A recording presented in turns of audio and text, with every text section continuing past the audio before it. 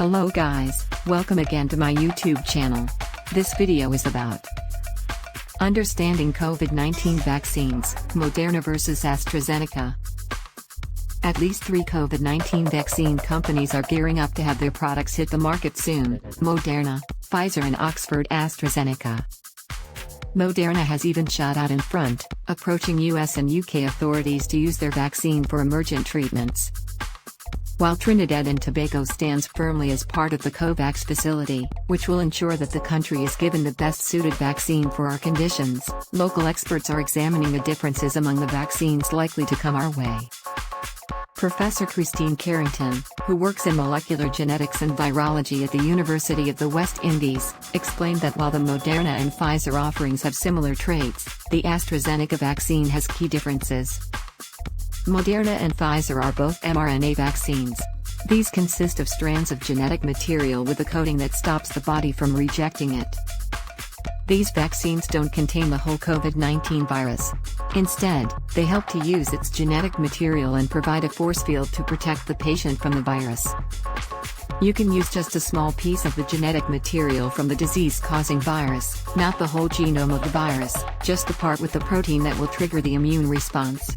When this genetic material is delivered into the cell will produce the protein and the immune response is triggered, explained Carrington.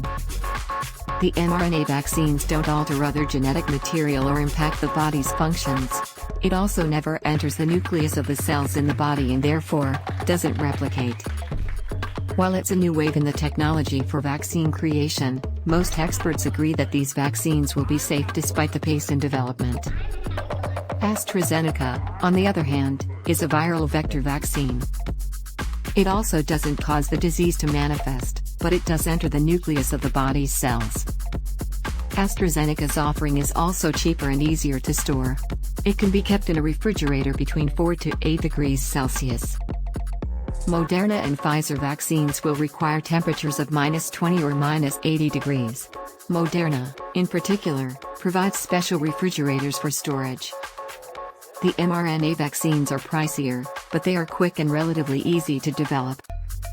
According to Professor Carrington, some of those details are still subject to change, but it won't be long before at least one of them hits the market.